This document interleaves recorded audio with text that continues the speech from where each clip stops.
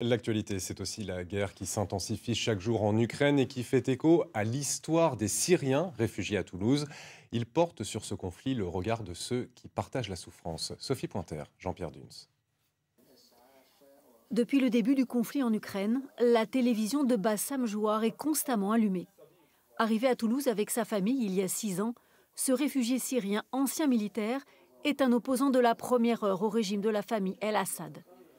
En Syrie, il a connu les bombardements de l'armée russe, alors ces images des villes ukrainiennes attaquées le touchent particulièrement. Ce qui se passe en Ukraine, ça me rappelle forcément la guerre en Syrie. C'est le même ennemi.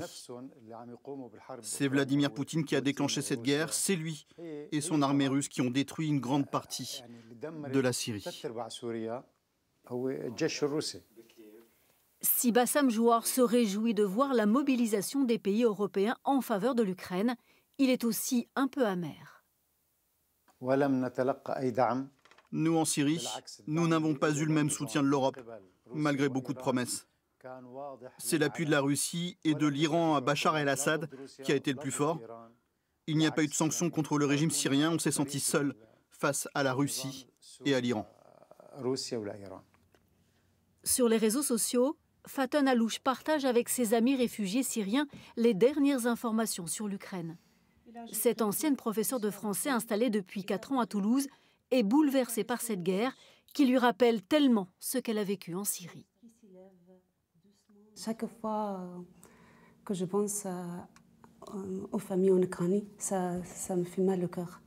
Je pense aux enfants, je pense aux familles qui sont obligées de quitter leur maison, de s'enfuir de bombardements de l'armée russe. Je souhaite faire n'importe quoi pour les aider. Je souhaite faire quelque chose, vraiment. Même d'écrire un petit article sur Facebook, peut-être ça ne va rien faire, mais j'ai besoin de ça. Écrire pour dénoncer ces régimes qui oppriment les civils, Faten profite de sa liberté d'expression en France pour que la résistance des Syriens et aujourd'hui celle des Ukrainiens ne soit pas oubliée.